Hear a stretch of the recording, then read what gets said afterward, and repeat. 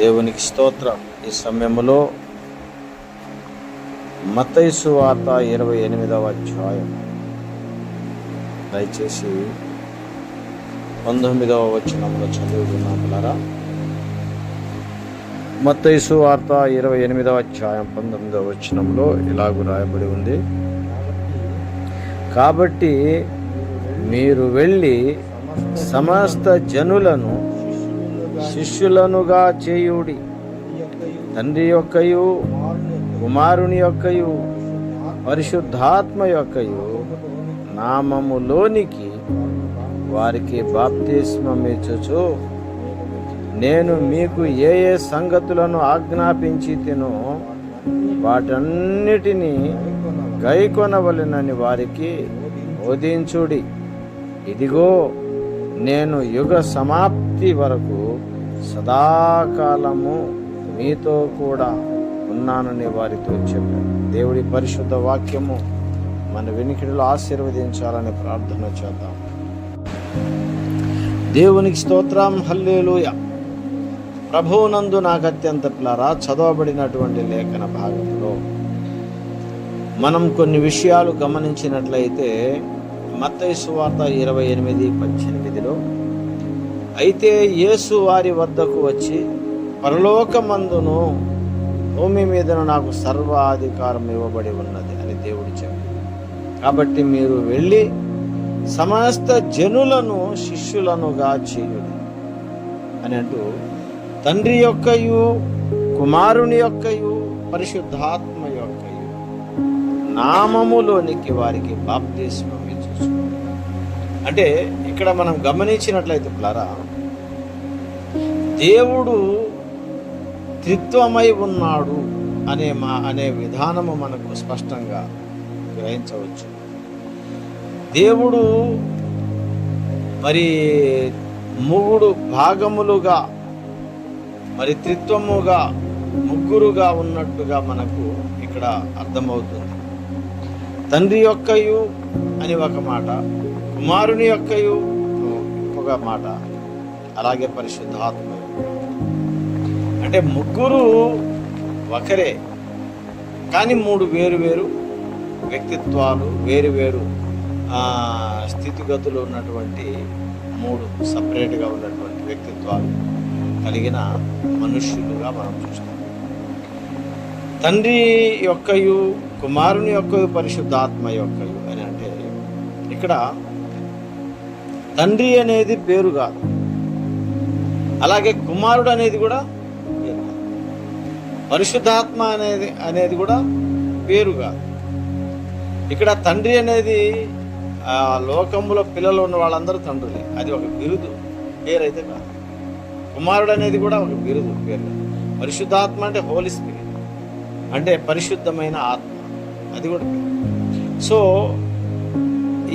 ఈ మూడింటిని బట్టి తర్వాత భాగంలోనే దేవుడు ఇక్కడ రాస్తూ తండ్రి యొక్కయు కుమారుని యొక్కయు పరిశుద్ధాత్మ యొక్కయు నామములు అని చెప్పలేదు, నామము లోనికి.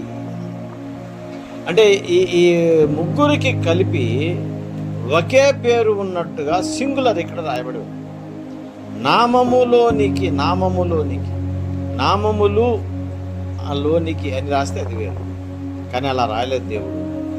ముగ్గురికి కలిపి పెట్టినటువంటి ఒక పేరు, కామన్ నేమ్ అనేది ఉన్నది. తండ్రి యొక్కయు కుమారుని యొక్క పరిశుద్ధాత్మ యొక్కయు నామములు అని లేకుండా నామములోనికి వారికి బాప్తిజం ఇవ్వండి.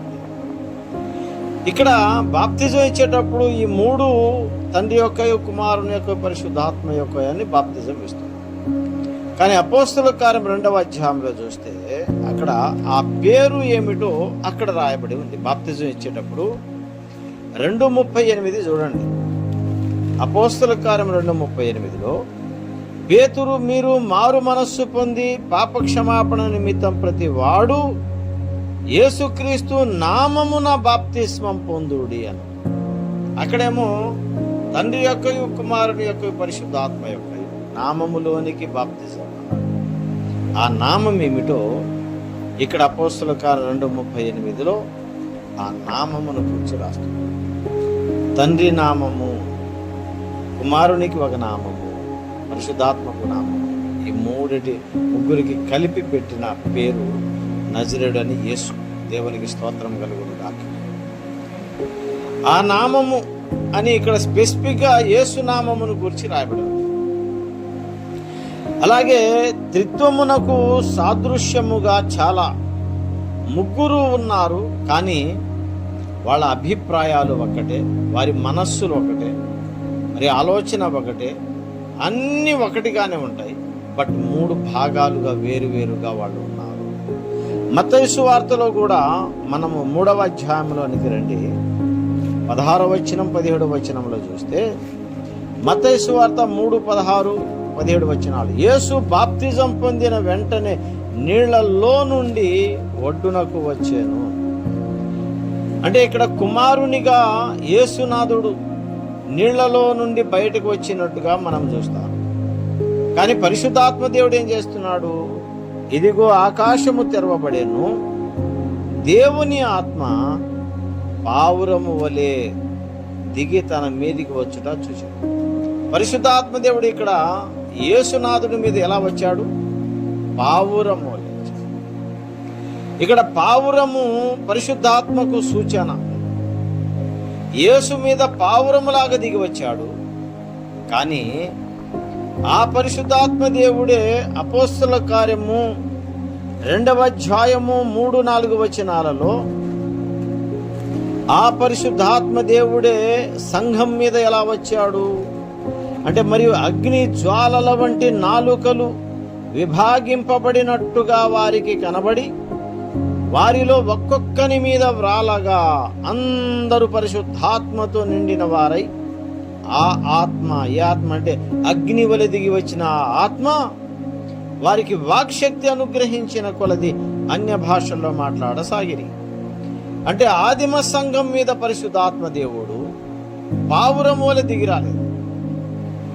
ఇక్కడ పరిశుద్ధాత్మ దేవుడు అగ్నిలాగా దిగి వచ్చాడు సంఘం మీద. యేసు మీద అగ్ని వలె దిగి రాలేదు, పరిశుద్ధాత్మ దేవుడు పావురం వలె దిగి వచ్చాడు. ఎందుకని అంటే యేసులో దోషమును కాల్చివేయడానికి ఏమీ లేదు కాబట్టి, నిష్కపటమైన ఒక పక్షి, కపటము లేని ఒక కబూతర్ అయినటువంటి ఒక పావురములాగా ఆయన యేసు మీద దిగి వచ్చాడు. కానీ సంఘములో ఉన్నటువంటి విశ్వాసులలో, ఆరంభ దినాలలో నా సంఘములో అందరూ కల్మషముతోనూ అబద్ధాలతోనూ, పేతురు కూడా అబద్ధం ఆడాడు కదా 3 సార్లు, అలాగూ కల్మషముతోనూ దోషముతోనూ హృదయంలో చెత్త అన్ని పెట్టుకొని ఉన్నటువంటి ఆ సంఘము మీద పావురం వలె దిగి రాలేదు, అగ్ని వలె దిగి వచ్చి ఆ అగ్ని ప్రతి దోషమును కాల్చివేసింది. అగ్ని అపవిత్రతను, ఏదైనా చెత్త సమస్తమును కాల్చివేసే శక్తి అగ్నిలో ఉన్నది. అగ్ని ఏం చేస్తుంది? ఏదైనా కానీ సమస్తమును కాల్చివేసేది. పవిత్రపరచడానికి అగ్నిని వాడతారు. బంగారాన్ని పవిత్రపరచడానికి అగ్నిని వాడతారు, వెండిని పవిత్రపరచడానికి అగ్నిని వాడతారు. అలాగూ సంఘమును పవిత్రపరచడానికి దేవుడు అగ్ని వలె దిగి వచ్చాడు. ఇప్పుడు మనకు ప్రస్తుత కాలంలో ఒక ట్రెండ్ అయినటువంటి సాంగ్, దిగిరా దిగిరా పావురమ్మ నా మీదకి దిగిరా అంటే, పావురమ్మలాగా దిగిరా అని పాడతారు. పావురం వలె సంఘం మీద రాకూడదు, పావురం వలె యేసు మీద దిగి రావాలి, అగ్ని వలె మన మీద దిగి రావాలి. దేవునికి స్తోత్రం కలుగును గాక. అంటే పిల్లరా, దేవుడు ఇక్కడ 3 భాగాలు. ఇక్కడ పావురం వలె దిగి వచ్చిన పరిశుద్ధాత్మ దేవుడు. తర్వాత 17వ వచనంలో అక్కడ మత్తయి సువార్త 3:17లో ఇదిగో ఈయనే నా ప్రియ కుమారుడు అని తండ్రి కూడా మాట్లాడుతున్నాడు. ఈయన యందు నేను ఆనందించుచున్నానని ఒక శబ్దము ఆకాశము నుండి వచ్చింది. ఇక్కడ యేసు నీళ్లలో బాప్తిజం తీసుకొని బయటకు రావటం, కుమారునిగా ఆయన్ని చూస్తాం. ఆకాశములో పావురం వలె పరిశుద్ధాత్మను చూస్తాం. అలాగే పరలోకము నుండి ఈయన నా ప్రియ కుమారుడు అని తండ్రి స్వరాన్ని కూడా చూస్తాం. ముగ్గురు అక్కడ ఉన్నారు, ఇక్కడ ముగ్గురుగా ఉన్నారు. ఇంకో చోట మనకు యెషయా గ్రంథములోనికి రండి. యెషయా గ్రంథము దయచేసి మనం గమనించినట్లయితే 48:16 చూడండి. యెషయా గ్రంథము 48:16 అక్కడ కూడా మనం చూసినట్లయితే చూడండి, ఆది నుండి నేను రహస్యముగా మాట్లాడిన వాడను కాను, అది పుట్టిన కాలం మొదలుకొని నేను అక్కడ నున్న వాడను. ఇప్పుడు ప్రభువగు యెహోవాయు ఆయన ఆత్మయు నన్ను పంపెను అని అంటున్నారు. ఎవరు నన్ను పంపెనని ఎవరు చెబుతున్నారు అంటే శరీరమై ఉన్న క్రీస్తు యేసునాథుడు చెబుతున్నాడు. యెహోవాయు ఆయన ఆత్మ అంటే పరిశుద్ధాత్మ, వాళ్ళిద్దరూ కలిసి కుమారునిగా ఉన్న నన్ను ఈ భూమి మీదకి పంపించారు. ఇక్కడ కూడా ముగ్గురు కనబడుతున్నారు. బైబిల్లో మనం ఎక్కడ చూసినా ముగ్గురు అనేది స్పష్టంగా కనిపిస్తున్నారు. ఆదికాండము 18లో కూడా మొదటి వచనం నుండి చూస్తే ఆదికాండం 18:1, మరియు మమ్రే దగ్గరనున్న సింధూరవనములో అబ్రహాము ఎండవేళ గుడార ద్వారమందు కూర్చొని ఉన్నప్పుడు యెహోవా అతనికి కనబడేను. యెహోవా కనబడేను అంటే యెహోవా కనబడ్డాడని చెబుతూ అతడు కన్నులెత్తి చూచినప్పుడు ముగ్గురు మనుష్యులు, యెహోవా కనబడేను, ముగ్గురు మనుషులుగా కనబడారు. అంటే దేవుడు త్రిత్వముగా అక్కడ ముగ్గురు మనుషులుగా కనబడుతున్నారు. అతని ఎదుట నిలవబడి యుండిరి. అతడు వారిని చూచి గుడారపు వాకిట నుండి వారిని ఎదుర్కొనుటకై పరిగెత్తి నేల మట్టుకు వంగి, ప్రభువా, ఇక్కడ మళ్ళా నీ కటాక్షం అంటున్నారు. మీ కాదు, మీరు కాదు, నీ కటాక్షము నా మీద ఉన్న ఎడల ఇప్పుడు నీ దాసుని మళ్ళా మీ దాసుని కాదు అంటే సింగులరే వాడుతున్నాడు ఇక్కడ అబ్రహాము కూడా. నీ కటాక్షమును ఉంచాలి, నీ దాసుని దాటిపోవద్దు అని అలాగూ అక్కడ చెబుతూ ఉన్నారు. కనబడటానికి ఏమో ముగ్గురు కనబడ్డారు. అలాగే ఇక్కడ సింగులర్తోనే అబ్రహాము మాట్లాడుతున్నట్టుగా మనం చూస్తున్నాం. ముగ్గురుగా ఉన్నారు, మరలా ఏకమై ఉన్నాడు అనడానికి ఇది ఒక రుజువు. కాబట్టి పిల్లరా, ఇంకా చాలా చోట్ల మనం చూడొచ్చు. దయచేసి అదే ఆదికాండము 1వ అధ్యాయము 26వ వచనం కూడా చూడండి. అక్కడ కూడా 1వ అధ్యాయము 26వ వచనములో దేవుడు అక్కడ ఏమని చెబుతున్నాడు చూడండి. మన స్వరూపమందు అని ఎందుకు అనాలి? మన అంటే ఒకరా ఇద్దరా? నా స్వరూపమందు అని అంటే బాగుండేది, సింగులర్. దేవుడు ఒక్కడే అని అంటున్నారు, కానీ అక్కడ దేవుడు ఏమన్నా అంటే నా స్వరూపమందు నా పోలిక చొప్పున నరులను చేస్తాను అని అంటే సింగులర్ అని. కానీ ఇక్కడ ఏమంటున్నా అంటే దేవుడు అంటున్నాడు మన పోలిక. మన అంటే ముగ్గురు కలిసి మాట్లాడుకుంటున్నారు. ముగ్గురు, తండ్రి, కుమార, పరిశుద్ధాత్మ, వాళ్ళు ముగ్గురు కలిసి మాట్లాడుకుంటున్నారు. ఏమని? మన పోలికలో, మన స్వరూపము నందు నరులను చేద్దాం. తండ్రి, కుమార, పరిశుద్ధాత్మ ముగ్గురు కలిసి ఒకని యందే ఎలాగైతే ఏకీభవించి ఉన్నట్టు ఉన్నారో అలాగూ ప్రతి మనుష్యుడు కూడా అలాగే ఉన్నాడు. ప్రతి మనిషిలో కూడా 3 భాగాలు, తండ్రిని పోలిన భాగం, కుమారుని పోలిన భాగం, ఆత్మను పోలిన భాగం.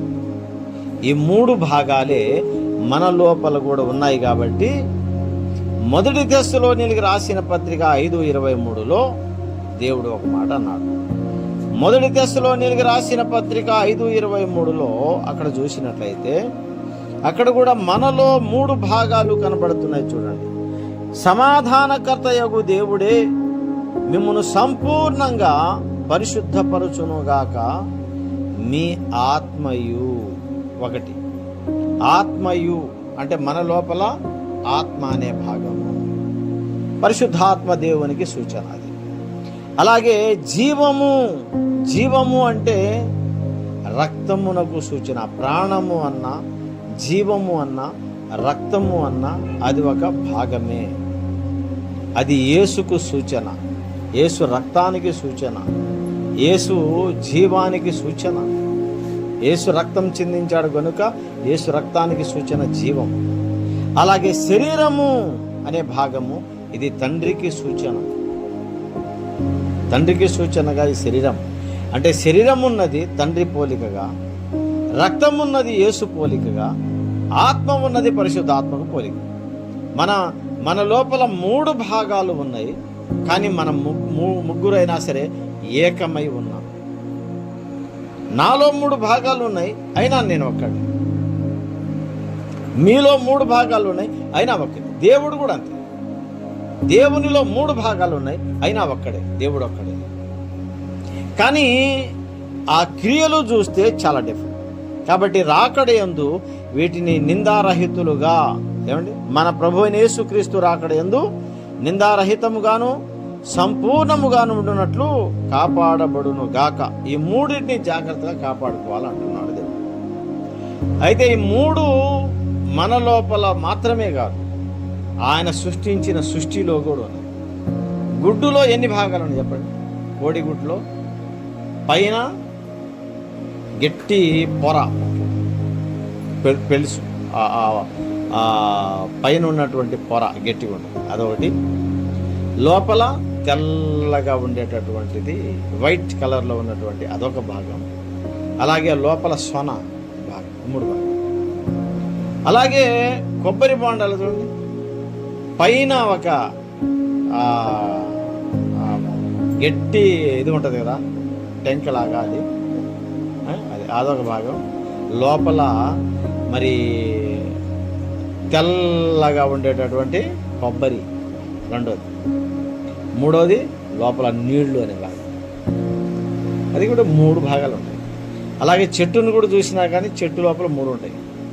నీళ్లు ద్రవీభరణం అంటే నీళ్ళలాగా పారేవి, అలాగే దాన్ని బాగా కూల్ చేస్తే గడ్డ కట్టింది, అదే నీళ్లు బాగా వేడి చేస్తే ఆవిరేవి. 3 భాగాలు. అంటే ఈ సృష్టిని మనం చూస్తే ప్రతిదీ ఒకటని కాదు, దేనిని చూసినా 3 భాగాలుగా సృష్టి కూడా అలాగే ఉంటుంది. ఆల్మోస్ట్ మనిషి కూడా అలాగే ఉన్నాడు. త్రిత్వమును పోలినదై ఈ సృష్టి ఉన్నది, సృష్టిలోని భాగాలు ఉన్నాయి. అయితే పిల్లరా, ఈ సృష్టిలో 3 భాగాలు ఉన్నాయి. ఇక్కడ ఒక విచిత్రమైన పరిస్థితి ఏమిటంటే, ఏది ఉన్నా సమస్తము తండ్రియే ఆధారం, అక్కడి నుంచే రావాలి ఆజ్ఞ. తండ్రియే ఆజ్ఞాపించడం కానీ ఆ తండ్రి చెప్పిన దాంట్లో నుంచే యేసయ్య బోధించాడు. ఈ మాట చూడండి, తండ్రి అయిన దేవుడు ఏం చెబుతున్నాడో అదే యేసునాథుడు చెప్పాడు. యోహాను సువార్త 12వ అధ్యాయం, యోహాను సువార్త 12వ అధ్యాయం 49-50 చూడండి. యోహాను సువార్త 12:49-50. ఏలయనగా నా అంతటా నేనే మాటలాడలేదు. యేసయ్య చెబుతున్న మాట ఇది. నా అంతటా నేనే మాటలాడలేదు. ఈ భూమి మీద వచ్చినప్పుడు యేసునాథుడు ఒక పర్ఫెక్ట్ మనిషి, ఎలాగైతే ఉంటాడో ఒక మనిషి అంతే. తన మహిమను వదిలేశాడు, తన అధికారాన్ని వదిలేశాడు, తన యొక్క బలమును వదిలేశాడు, అన్ని వదిలేసి రిక్తునిగా ఈ భూమి మీదకి వచ్చిన యేసయ్య, నీవు నేను మనిషి ఎలాగో అలాగూ ఆయన సంపూర్ణమైన మనిషిగానే ఉన్నాడు. కానీ ఏమండి, మనిషిలాగానే ఉన్నాడు ఈ భూమి మీద ఉన్నప్పుడు. చూడండి, హెబ్రీయులకు రాసినటువంటి పత్రిక అక్కడ చూస్తే 5వ అధ్యాయము, ఏమండి, హెబ్రీయులకు రాసిన పత్రిక 5వ అధ్యాయము 7వ వచనం చూడండి. శరీరధారి అయి ఉన్న దినాలలో, ఎలా ఉన్నాడ, శరీరము ధరించుకొని ఉన్న దినాలలో ఈ భూమి మీదకి వచ్చినప్పుడు రోదనముతోనూ కన్నీళ్లతోనూ తన్ను మరణము నుండి రక్షింపగలవానికి ప్రార్థనలను యాచనలను సమర్పించి భయభక్తులు కలిగినందున ఆయన అంగీకరింపబడెను. ఆయన కుమారుడయ్యుండి తాను పొందిన శ్రమల వలన విధేయత నేర్చుకున్నాడు. మహారోదనతో ఉన్నాడు, మహా కన్నీళ్లతో తన్ను తాను తగ్గించుకున్నాడట. మనిషి ఆయన అన్ని తగ్గించుకొని రిక్తునిగా భూమి మీదకి వచ్చాడు. ఫిలిప్పీలు రాసిన పత్రిక 2వ అధ్యాయంలో కూడా చూడండి, 6వ వచనం నుండి ఫిలిప్పీ 2:6, ఆయన దేవుని స్వరూపము కలిగిన వాడై ఉండి దేవునితో సమానముగా ఉండుట విడిచిపెట్టకూడని భాగ్యమని ఎంచుకోలేదు. సమానంగానే దేవునితో ఈక్వల్గా ఉండాలని ఆయన అనుకోలేదట. ఆయన మనుష్యుల పోలికగా పుట్టి దాసుని స్వరూపం ధరించుకొని తన్ను తానే రిక్తునిగా చేసుకొనెను మరియు ఆయన ఆకారమందు మనుష్యుడుగా కనబడి మరణము పొందునంతగా అనగా శిలువ మరణము పొందునంతగా విధేయత చూపిన వాడై తన్ను తాను ఇంతగా తగ్గించుకుని ఆయన దేవదూతల స్వభావము ధరించుకొని శరీరములో తన్ను తాను తగ్గించుకున్నాడు. అలాగే దేవదూతల స్వభావము విషయంలో కూడా లోపల అంతరంగంలో కూడా ఆయన తగ్గించుకున్నాడు. దయచేసి 2వ అధ్యాయం హెబ్రీ రాసిన పత్రికలో చూడండి. హెబ్రీలు రాసిన పత్రిక 2వ అధ్యాయము దయచేసి 15వ వచనం చూడండి. 2:15 ఏలయనగా ఆయన ఎంత మాత్రము దేవదూతల స్వభావము ధరించుకొనక, అంటే దేవదూతల స్వభావము వేరు, బయట శరీర విషయంలోనే మానవ రూపం కాదు, లోపల ఉన్న స్వభావం విషయంలో కూడా దేవదూతల స్వభావం కాదు, అబ్రహాము సంతాన స్వభావం ధరించుకొని వచ్చాడు. దేవునికి స్తోత్రం. ఆయన అన్ని విధాలుగా తగ్గించుకున్నాడు. నువ్వు ఎంతో నేనంతో, యేసయ్య కూడా అంత అల్లాగు తగ్గించుకున్నాడు. సమస్తమును తగ్గించుకొని రిక్తునిగా చేసుకొని తగ్గించుకొని వచ్చిన యేసు తన స్వభావంలో కానీ, శరీర ఆకారంలో కానీ, తను కన్నీరు విడిచే విషయంలో కానీ, మరణం పొందే విషయంలో కానీ అన్ని విధాలుగా ఆయన తగ్గించుకొని వచ్చి భూమి మీద మనలాగానే సాదాసీద మనిషిలాగా బ్రతికాడు. ఆయన బ్రతికినప్పుడు పిల్లారా ఈ విషయాన్ని గమనించాలి. ఆయన జీవించినప్పుడు ఆయన బోధించే ప్రతి బోధ, ఆయన చేసే ప్రతి పని పరలోకములో ఉన్న తండ్రి చిత్తము ప్రకారమే, పరలోకములో ఉన్న తండ్రి ఆజ్ఞ ప్రకారమే. తండ్రి అయిన దేవుడు ఏం చెబితే అదే ఈ భూమి మీద దేవుడు అది చేశాడు. పరలోకములో ఉన్న తండ్రి ఏ మాట అంటే ఆ మాటే ఇక్కడ బోధ చేశాడు. యోహాను సువార్త 12వ అధ్యాయము 49-50 చూడండి. ఏలయనగా నా అంతటా నేనే మాటలాడలేదు, యేసయ్య అంటున్నాడు. నేను ఏమనవలెనో, ఏమి మాటలాడవలెనో దానిని గూర్చి నన్ను పంపిన తండ్రియే నాకు ఆజ్ఞ ఇచ్చి ఉన్నాడు. నేను ఏం మాట్లాడాలనో అది తండ్రి ఆజ్ఞయే, నేను ఏం చేయాలో అది కూడా తండ్రి ఆజ్ఞయే. మరియు ఆయన ఆజ్ఞ నిత్య జీవమని నేను ఎరుగుదును గనుక నేను చెప్పు సంగతులను తండ్రి నాతో చెప్పిన ప్రకారము చెప్పుచున్నాను. తండ్రి నాకు ఏదైతే చెప్పాడో ఆ సంగతులనే నేను చెప్పుచున్నాను. తండ్రి చెప్పని సంగతులు నేను చెప్పట్లేదు. ఏమంటే తండ్రి ఏదైతే నాకు చెప్పాడో ఆ సంగతులను మాత్రమే నేను చెప్పుచున్నాను అని అన్నాడు.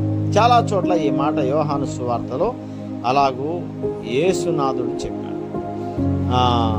తండ్రి ఏదైతే మరి చెప్పాడో మరి ఆ తండ్రి చెప్పినటువంటి మాట ప్రకారమే యేసునాథుడు భూమి మీద చెప్పాడు. యేసునాథుడు తండ్రి ఆజ్ఞను బట్టే జీవించాడు.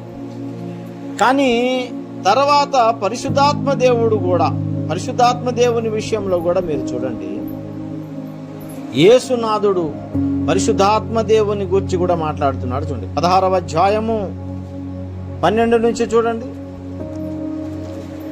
పరిశుద్ధాత్మ దేవుడు కూడా తండ్రి చెప్పినదే, యేసు చెప్పినదే చెబుతున్నాడు భూమి మీద. యోహాను సువార్త 16:12 నుంచి, నేను మీతో చెప్పవలసినవి ఇంకా అనేక సంగతులు కలవు గాని, యేసునాథుడు అంటున్నాడు, యోహాను సువార్త 16:12 అనేక సంగతులు గలవు గాని ఇప్పుడు మీరు వాటిని సహింపలేరు. అయితే ఆయన అనగా సత్యస్వరూపి అయిన పరిశుద్ధాత్మ ఆత్మ వచ్చినప్పుడు మిమ్మను సర్వ సత్యములోనికి నడిపించును. ఆయన తనంతట తానే ఏమీయు బోధింపక, అంటే పరిశుద్ధాత్మ దేవుడు తనంతట తాను ఏది బోధింపక వేటిని వినునో వాటిని బోధించి సంభవింపబోవు సంగతులను మీకు తెలియజేయను. వేటిని వినునో, పరిశుద్ధాత్మ దేవుడు కూడా ఏదైతే వింటాడో అదే భూమి మీద ఆయన పరిశుద్ధాత్మ దేవుడు బోధిస్తున్నాడు. యేసునాథుడు కూడా భూమి మీద వచ్చినప్పుడు తండ్రి ఏదైతే చెప్పాడో అదే ఈ భూమి మీద ఆయన బోధించాడు. 14వ వచనం, ఆయన అంటే పరిశుద్ధాత్మ దేవుడు నా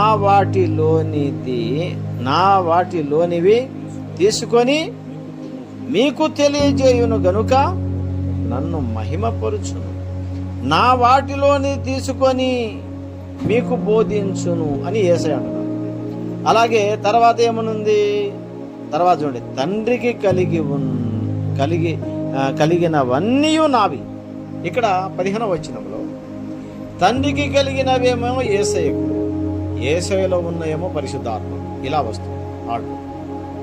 అందుకే ఇక్కడ 15వ వచనంలో అంటే పరిశుద్ధాత్మ దేవుడు తండ్రికి విరోధంగా ఏది చెప్పడానికి సంఘములో ఏది మిగతా బోధించడానికి లేదు, ఏది చెప్పడానికి లేదు. అంటే ఏక అభిప్రాయం కలిగి ఉన్నారు, ఏక ఆలోచన కలిగి ఉన్నారు, వారు ఏకమై ఉన్నారు ముగ్గురు కూడా. అంటే సపరేట్గా పరిశుద్ధాత్మ దేవుడు కొత్త సంగతులు వేరే సంగతులు చెప్పడానికి లేదు. తండ్రి ఏదైతే ఆజ్ఞాపిస్తాడో, పరిశుద్ధాత్మ దేవుడు ఏదైతే అనుకుంటాడో, కుమారుడని యేసు ఏమన్నాడో అవే ఈ భూమి మీద పరిశుద్ధాత్మ దేవుడు చెబుతాడు. అందుకే తండ్రికి కలిగినవన్నీ నావి, అందుచేత ఆయన నా వాటిలోనిది తీసుకొని మీకు తెలియజేయు. అంటే తండ్రికి ఏవైతే ఉన్నాయో మొత్తం కుమారుడై ఉన్న యేసులోనికి వచ్చేస్తాయి. యేసులో ఉన్నవి మాత్రం పరిశుద్ధాత్మ దేవుడు బోధిస్తాడు. అంటే పిల్లారా, ఏ ఆజ్ఞ వచ్చినా తండ్రిలో నుండి కుమారునికి, కుమారునిలో నుండి పరిశుద్ధాత్మకు రావాల్సిందే. 17:10 కూడా చూడండి, యోహాను సువార్త 17:10లో కూడా నావన్నీయు నీవి, నీవియు నావి, వారి యందు నేను మహిమపరచబడి ఉన్నాను. అంటే పిల్లారా, తండ్రి అయిన దేవునివి యేసయ్య కూడా ఇలాగే, నా తండ్రి ఏది చెప్తే అదే నేను చెప్తున్నాను, నా తండ్రి ఏది చెప్తే అదే నేను. కానీ వాళ్ళు ముగ్గురు ఏకమై ఉన్నారు. మళ్ళా కానీ అభిప్రాయం ఒకటే, మనస్సు ఒకటే, ఆలోచన ఒకటే. కానీ వ్యక్తి శారీరకంగా ఆత్మ సపరేటు, యేసు సపరేటు, అలాగే తండ్రి అయిన దేవుడు సపరేట్. కానీ వాళ్ళు ముగ్గురు ఒకటి. ఇప్పుడు బత్తాయి కాయ తీసుకుంటే బత్తాయి లోపల 9 తొనలు ఉంటాయి. బత్తాయి కాయ మొత్తం ఒకటి. ఒక తొనలో పులుపు, ఒక తొనలో చేదు, ఒక తొనలో తీయం, అట్లా ఉంటాయా? ఆ బత్తాయి కాయలో ఏదైతే ఉంటుందో మొత్తం టేస్ట్ అన్ని తొనల్లో ఒకటే ఉంటుంది. అలాగన దేవుడు ఒక్కడే, బట్ అందులో ఈ 9 తొనలు ఉన్నట్టుగా యేసునాథుడు పరిశుద్ధాత్మ దేవుడు తండ్రి అయిన దేవుడు ఒక్కరే. అంటే తండ్రిలో ఉన్నవే యేసయ్య దగ్గరకు వచ్చాయి, ఆయన అదే బోధించారు, అదే క్రియలు చేశారు. యేసులో ఉన్నవే పరిశుద్ధాత్మ దేవుడు బోధించాడు, పరిశుద్ధాత్మ దేవుడు కూడా చేస్తున్నారు. అలాగే మనము కూడా ఏం చేయాలి? ఆయన శిష్యులముగా ఇక్కడ ఒక విషయాన్ని గమనించి ముగిస్తాం. 10వ అధ్యాయం మత్తయి సువార్త. నిజమైన శిష్యులు ఎలా ఉంటారంటే, దయచేసి 19-20 చూడండి. మత్తయి సువార్త 10వ అధ్యాయం 19-20 వచనాలు. వారు మిమ్మును అప్పగించినప్పుడు మీరు ఎలాగూ మాట్లాడుదుమో ఏమి చెప్పుదుము అని చింతింపకుడి. మీరేమి చెప్పవలెనో అది ఆ ఘడియలోనే మీకు అనుగ్రహింపబడును. మీ తండ్రి ఆత్మ మీలో ఉండి మాటలాడుచున్నాడే గాని మాటలాడువారు మీరు కారు. దేవునికి స్తోత్రం కలుగునుగాక. హల్లెలూయా. అంటే మనం కూడా ఇప్పుడు ఎలా ఉండాలి తెలుసా? యేసునాథుడు ఎలాగైతే తండ్రి చిత్తమును తండ్రి వాక్యమును సమస్తమును సంపూర్ణంగా భూమి మీద చేశాడో, అలాగే పరిశుద్ధాత్మదేవుడు ఎలాగైతే యేసులోనివి, యేసు చెప్పినవి, తండ్రి చెప్పినవి సమస్తం భూమి మీద ఎలాగైతే చేశారో, నీవు నేను మనం కూడా మన తండ్రి అయిన దేవుడు పరిశుద్ధాత్మదేవుడు యేసునాథుడు మనకు చెప్పిన సంగతులే మనం ఈ భూమి మీద చెప్పాలి. పరిశుద్ధాత్మదేవుడి ఆ టైంలో మనకి ఏం చెప్పాలనో ఆయన బోధిస్తాడు, ఆయన మన ద్వారా ప్రకటిస్తాడు. మనం ఏ విధంగా ఏ పనులు చేయాలనో ఆత్మదేవుని బట్టి, నజరుడిని యేసుక్రీస్తు నామమును బట్టి మనము ఆత్మదేవుడు చెప్పిన సంగతులు, ఆత్మదేవుడు నడిపించే నడక. ఏమండి, ఇక్కడేమో ఆయన పరిశుద్ధాత్మదేవుడు చెప్పిన సంగతులే మనం మాట్లాడాలి ఒకటి ఇక్కడ. అలాగే మనం రోమా 8:14 చూడండి. రోమా 8:14 అక్కడ మనం గమనించినట్లయితే ఇప్పుడారా, దేవుని ఆత్మ చేత ఎందరూ నడిపింపబడుదురో వారందరూ దేవుని కుమారులై ఉన్నారు. అంటే ఆత్మచేత మనము మాట్లాడగలగాలి, ఆత్మచేత మనము నడిపించబడాలి. అలాగే పరిశుద్ధాత్మ ద్వారా మనకు స్వభావము కూడా, లోపల ఉన్న వాటి కూడా మారుస్తాడు పరిశుద్ధాత్మ దేవుడు. దయచేసి తీతుకు రాసిన పత్రిక 3వ అధ్యాయం 5వ వచనం చూడండి, చివరి భాగము. దయచేసి తీతు 3:5. పరిశుద్ధాత్మ మనకు నూతన స్వభావము కలుగజేయుట ద్వారాను మనలను రక్షించెను. పరిశుద్ధాత్మ దేవుడు ఏం చేస్తున్నాడు? పునర్జన్మ సంబంధమైన స్నానము చేయించి అవన్నీ చేపించి పరిశుద్ధాత్మ దేవుడు నూతనమైన స్వభావం ఎక్కడ ఉంటుందంటే లోపల. అంటే మనము లోపల ఉన్న స్వభావము కూడా పరిశుద్ధాత్మ దేవుని బట్టే ఉండాలి. మన మాటలు కూడా పరిశుద్ధాత్మ దేవుని బట్టే ఉండాలి. మన నడక కూడా పరిశుద్ధాత్మ దేవుని బట్టే ఉండాలి.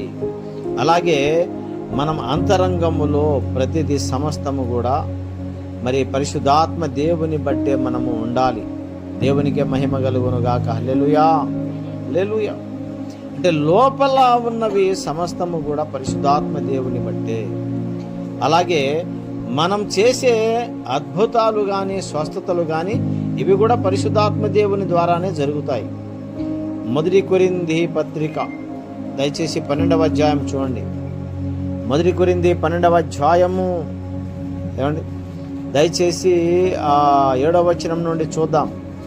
అయినను అందరి ప్రయోజనము కొరకు ప్రతివానికి ఆత్మ ప్రత్యక్షత అనుగ్రహింపబడి ఉన్నది. ఆత్మ ప్రత్యక్షత ఎలాగనగా, ఒకనికి ఆత్మ మూలముగా బుద్ధివాక్యము, మరి ఒకనికి ఆత్మను అనుసరించిన జ్ఞానవాక్యము, మరి ఒకనికి ఆత్మ వలననే విశ్వాసం, మరి ఒకనికి ఆ ఒక్క ఆత్మ వలననే స్వస్థపరచు వరం, మరి ఒకనికి అద్భుత కార్యములు చేయు శక్తి, మరి ఒకనికి ప్రవచన వరం, మరి ఒకనికి ఆత్మల వివేచనం, మరి ఒకనికి నానావిధ భాషలు, మరి ఒకనికి భాషలకు అర్థం చెప్పు శక్తి అనుగ్రహింపబడి ఉన్నవి. అయినను వీటన్నిటినీ ఆత్మ ఒక్కడే తన చిత్తము చొప్పున ప్రతి వానికి ప్రత్యేకంగా పంచి ఇచ్చొచ్చు కార్యసిద్ధి కలగజేయుచున్నాడు. పరిశుద్ధాత్మ దేవుడు చేస్తున్న పని ఇక్కడ దినాలు అంటే కృపా వరాలను ఇచ్చి దేవుడు మన ద్వారా పని జరిగిస్తూ ఉంటూ ఉంటాడు. మన స్వభావాన్ని మారుస్తూ తనలో స్థిరపరుచుకుంటున్నాడు. మనం మాట్లాడే మాటలు ఏ విధంగా ఉండాలి, దైవ చిత్తం ఏంటి అనేది ఆ మాటలు కూడా దేవుని ఆత్మ ద్వారానే జరగాలి. మన నడక అది కూడా ఎందరూ దేవుని ఆత్మ చేత నడిపించబడుదురు, అది కూడా ఆత్మదేవుడే చేయాలి. అంటే ఈ భూమి మీద పరిశుద్ధాత్మ దేవుడు ఇప్పుడు మన మధ్య ఉన్నాడు, ఆదరణకర్త మన మధ్య ఉన్నాడు. ఆయన జరగబోతున్న సంగతులను గూర్చి పరిశుద్ధాత్మ దేవుడు తెలియపరుస్తాడు. ఇంకా పరిశుద్ధాత్మ దేవుడు, చాలా మంది ఇప్పుడు ఏమంటున్నారంటే ఆత్మదేవుడు లేడు అంటున్నారు. పరిశుద్ధాత్మ దేవుని అభిషేకం లేదు, పరిశుద్ధాత్మ దేవుడు లేడంటే అసలు ఇవన్నీ చేసేది పరిశుద్ధాత్మ దేవుడు. లేడంటే అసలు వాళ్ళకు జీరో, అసలు వాళ్ళు క్రైస్తవులే కాదు నా దృష్టి. పరిశుద్ధాత్మ దేవుడు లేకపోతే అసలు వాళ్ళకు ఆత్మ నడిపింపు ఏమున్నది? పరిశుద్ధాత్మ దేవుడు లేకపోతే వారికి మరి స్వభావం ఎలా మారుతుంది? పరిశుద్ధాత్మ దేవుడు లేకపోతే ప్రత్యక్షత కలిగిన పరలోకపు ఆత్మచేత జ్ఞానం ఎలా వస్తుంది? పరిశుద్ధాత్మ దేవుడు లేకపోతే ఇంకా వాళ్ళల్లో కృపావరాలు ఏమవుతాయి అంటే పిల్లరా, ఆత్మదేవుడు లేకపోతే, పరిశుద్ధాత్మ దేవుడు లేకపోతే వాళ్ళు జీరో. ఇంకా 16వ అధ్యాయం కూడా చూడండి, యోహాను సువార్త 16:13 నుంచి చూసినట్లయితే, 13 కాదు దయచేసి, ఇంకా 10 నుంచి చూద్దాం.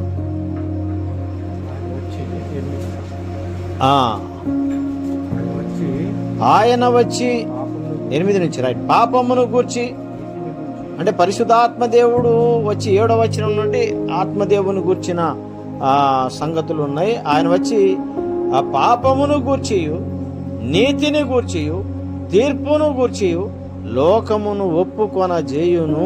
దేవునికి స్తోత్రం. ఈ 3 ఆయన చేస్తాడు. పరిశుద్ధాత్మ దేవుడు వచ్చి లోకమును గూర్చి ఆయన చెబుతాడు, నీతిని గూర్చి ఆయన చెప్తాడు, అలాగే తీర్పు, జరగబోతున్న తీర్పును గూర్చి ఆయన చెప్తాడు. ఇప్పుడు చాలా మంది ఏమన్నా అంటే అలా పరిశుద్ధాత్మ దేవుడు లేడు బ్రదర్. ఒక ఆయన ఈరోజు పెట్టారు, అసలు స్వస్థతలే లేవు బ్రదర్ అంటే మీరు తప్పు మాట్లాడదు. నీలో జరగకపోతే ఇంకా లోకంలో ఎక్కడ జరగనట్టేనా? ఆయన అలా అనుకుంటున్నాడు. అంటే అలా స్వస్థతలు లేవు బ్రదర్ అని వాట్సాప్లో పెట్టాడు. ఎందుకు లేవు అని అంటే, యేసునాథుని కాలంలో అపోస్తులు చెప్పాల్సిన బోధంతా చెప్పేశారు. ఆ కాలంలో అది అవసరం కాబట్టి స్వస్థతలు ఆ కాలంలోనే ఉన్నాయి. ఇప్పుడు అవసరం లేదు. కొత్త ఇది వాక్యాలు ఇంకా రాయట్లేదు. వాక్యాలు రాయటానికి అపోస్తుల కాలంలోనే జరిగింది. ఇంకా అపోస్తుల కాలంలో ఇంకా ఎవ్వరికి కూడా బయట ఎవరికి తెలియపరచబడలేదు. అది పబ్లిసిటీ అవ్వడానికి ఆ రోజులు అద్భుతాలు జరిగాయి. ఇప్పుడు పబ్లిసిటీ ఆల్రెడీ అయిపోయింది కాబట్టి ఇప్పుడు స్వస్థతలు అవసరం లేదు. ఎంత ఘోరంగా వాళ్ళకి అసలు ఆత్మదేవుడు లేకపోతే వాళ్ళలో జీవము లేదు, వాళ్ళల్లో స్వభావము లేదు, దేవుని స్వభావం లేదు, దేవుని నడక లేదు, దేవుని యొక్క కృపావరాలు లేకపోతే అసలు వాడు దేవుని పని చేసేవాడే కాదు, వాడు అన్యుడితో సమానం. కాడులారా, ఇప్పుడు మనం చేస్తున్న ఈ పరిచర్యలో ఆత్మదేవుని ఆధారం చేసుకొని పరిశుద్ధాత్మదేవుడు ఈ లోకంలో మన కొరకు పంపబడి ఉన్నాడు. ఆయన మీతో ఎల్లప్పుడూ ఉండునని రాయబడి ఉంది. చూడండి, పరిశుద్ధాత్మ దేవుడు ఆయనంట మనతోనే ఆదరణకర్త. దయచేసి 16, 17 వచనాలు చూడండి. నేను తండ్రిని వేడుకొందును మీ యొద్ద ఎల్లప్పుడూ ఉండుటకై, ఆయన వేరొక ఆదరణకర్తను అనగా సత్యస్వరూపియగు ఆత్మను మీకు అనుగ్రహించును. అప్పుడప్పుడు ఉండడానికి కాదు, పరిశుద్ధాత్మ దేవుడు ఎల్లప్పుడూ ఉండుటకై. లోకము ఆయనను చూడదు, ఆయనను ఎరుగదు, గనుక ఆయనను పొందనేరదు. అట్లాంటి వాడే పరిశుద్ధాత్మ దేవుడు లేడు అనేవాడు లోకస్తుడే, వాడు క్రైస్తవుడు కాదు. మీరు ఆయనను ఎరుగుదురు, ఆయన మీతో కూడా ఉండును, మీలో ఉండును. దేవునికి స్తోత్రం కలుగునుగా. హల్లెలూయా. మిమ్మును అనాథులనుగా విడువను, మీ యొద్దకు వత్తును. కొంతకాలమైన తర్వాత లోకము నన్ను మరి ఎన్నడూను చూడదు అని అంటున్నాడు. అంటే ఆయన మనతోనే ఉంటాడట, ఎల్లప్పుడూ ఎల్లప్పుడూ ఎల్లప్పుడూ మనల్ని విడిచిపెట్టడు పరిశుద్ధ ఆత్మదేవుడు. కాబట్టి ఇప్పుడు కూడా మనతోనే, మన లోపల కూడా ఉన్నాడు ఆయన. ఆదరణకర్త మన లోపల ఉండి మనల్ని నడిపిస్తున్నాడు. కాబట్టి పరిశుద్ధాత్మ దేవుడు తన సంఘమును యేసు రాకడ కొరకు, 2వ రాకడ కొరకు ఈ సంఘమును కాయుచున్నాడు. ఏమండి, అపోస్తుల కార్యము మనం చూసినట్లయితే 28వ వచనంలో చూస్తే, 28వ వచనంలో దేవుడు తన స్వరక్తం ఇచ్చి సంపాదించిన తన సంఘమును కాయుటకు సంఘమును కాయుట పరిశుద్ధాత్మ మిమ్మును దేని యందు అధ్యక్షులనుగా ఉంచును. ఆ యావత్తు మందను గూర్చియు మీ మట్టుకు మిమ్మల్ని గూర్చి జాగ్రత్తగా ఉండండి. అంటే పరిశుద్ధాత్మ దేవుడు ఇప్పుడు ఏం చేస్తున్నాడంటే అందరినీ కాయుచున్నాడు. గొర్రెలకు కావలసిన ఆత్మీయ ఆహారం ఇస్తున్నాడు. పరిశుద్ధాత్మ దేవుడు కావలసిన వారికి పచ్చిక గల చోట నడిపిస్తున్నాడు. కావలసిన వారికి స్వస్థతలు ఇస్తున్నాడు. పరిశుద్ధాత్మ దేవుడు కావలసిన వారికి కృపా వరాలు ఇస్తున్నాడు. పరిశుద్ధాత్మ దేవుడు ఎవరికి ఏది కావాలో ఆ వరం సమయోచితంగా ఇస్తున్నాడు. పరిశుద్ధాత్మ దేవుడు ఎవరెవరిని ఎలా నడిపించాలో అలా నడిపిస్తున్నాడు. ఎవరెవరు ఎలా మాట్లాడాలో మాట్లాడుతున్నాడు. ఆయన సమస్తమును సిద్ధపరుస్తున్నారు రాకడ కొరకు ఈ సంఘాన్ని. దేవునికి స్తోత్రం కలుగును గాక. పరిశుద్ధాత్మ దేవుడే లేకపోతే కొన్ని సంఘాలు ఆయన లేడు అని ఈ లేఖనాలన్నీ వాళ్ళలో అసలు కార్యము చేయవు. వాళ్ళు జీరో, అన్యులతో సమానం. వాళ్ళు అన్యులతో, పరిశుద్ధాత్మ దేవుడు లేకపోతే అసలు ఇంకేమైనా ఉంది, అంతకంటే ఇంకా వేరే భ్రష్టత్వం ఇంకోటి ఉండదు. కాబట్టి ఆదరణకర్త సంఘమును సిద్ధపరుస్తున్నాడు. సకలమైన పరిశుద్ధులుగా ఆయన మనస్సుల యొక్క ఆ స్వభావమును మారుస్తూ అన్ని సిద్ధపరుస్తూ రాకడ కొరకు మనల్ని సిద్ధపరుస్తున్నాడు. కాబట్టి ఆదరణకర్తను మనం ఒకవేళ ఎవరైనా పొందకపోతేనంట ఆయన అడగండి అని కూడా యేసయ్య అన్నాడు. లూకా సువార్త, దయచేసి లూకా సువార్త 11:13 చూడండి. 11వ అధ్యాయం 13వ వచనంలో, పరలోకమందున్న మీ తండ్రి తన్ను అడుగువారికి పరిశుద్ధాత్మను ఎంతో నిశ్చయముగా అనుగ్రహించుననెను. అంటే పరిశుద్ధాత్మను నేను ఇస్తాను, మీరు అడగండి. ఎవరైతే అడుగుతారో వారికి పరిశుద్ధాత్మను నేను ఇస్తాను. ఆ పరిశుద్ధాత్మ దేవుడు స్వస్థపరుస్తాడు. ఆ పరిశుద్ధాత్మ దేవుడు స్వభావాలు మారుస్తాడు. ఆ పరిశుద్ధాత్మ దేవుడు మిమ్మల్ని ఏ విధంగా మాట్లాడాలో అది మాట్లాడిస్తాడు. కృపావరాలు ఇస్తాడు. అంటే పిల్లరా, అడుగు వారందరికీ పరిశుద్ధాత్మ దేవుడు మనకు అనుగ్రహింపబడు. కాబట్టి అంత్య దినాల్లో ఆదిమ సంఘంలో పరిశుద్ధాత్మ దేవుడు వచ్చాడు. కడవరి దినాల్లో కూడా పరిశుద్ధాత్మ దేవుడు ఇప్పుడు మనతో ఉన్నాడు. ఆయన సంఘమును రాకడ కొరకు సిద్ధపరుస్తున్నాడు. త్రిత్వముగా వారు ఏకీభవించి ఉన్నారు. కానీ అనంత కాలము నుండి శాశ్వత కాలం వరకు ముగ్గురు ఏకమై ఉన్నారు. కానీ సిలువలో యేసు మరణించే సమయమునకు ముందు ఒక్క ఘడియ, ఆ ఘడియ మాత్రమే యేసునాథుని తండ్రి వదిలిపెట్టాడు. ఆయన వదిలిపెట్టకపోతే మరణం రాదు యేసయ్య. అందుకే తండ్రి నా చేతిని ఎందుకు వదిలేసావు? వదిలినట్టు వదిలి మరలా ఆయనను పట్టుకున్నాడు. తండ్రి అనే దేవుడు లేపాడు. పరిశుద్ధాత్మ దేవుడు మరలా యేసును లేపినట్లుగా పునరుద్ధానంలోనికి నడిపించినట్లు మనల్ని కూడా నడిపిస్తారు. మన దేవుడు జీవం గల దేవుడు, మనం నమ్ముకున్న దేవుడు, శక్తిమంతుడు, బలము కలిగిన దేవుడు మనతో కూడా ఉండి ఆదరణకర్తగా ఉండి నిన్ను నన్ను రాకడ కొరకు సిద్ధపరుస్తున్నాడు. కాబట్టి రండి అందరం కూడా ప్రార్థన చేసుకొని దేవుని పరిశుద్ధమైన జీవం కలిగిన ఆత్మ కొరకు మనం సిద్ధపడదాం. నాలోనికి రండి ప్రభువా పరిశుద్ధాత్మ దేవాన్ని మనం కూడా ప్రార్థన చేద్దాం. దేవుని ఆత్మ చేత నింపబడదాం. దేవుని ఆత్మతో కృపా వరాలను మనము పొందుకొని దేవుని పని చేద్దాం. దేవుని ఆత్మ చేత దేవుని స్వభావములోనికి మనం మార్చబడినట్లుగా ప్రభు వద్దకు మనము సిద్ధపడదాం. రండి అందరం ప్రార్థన చేద్దాం.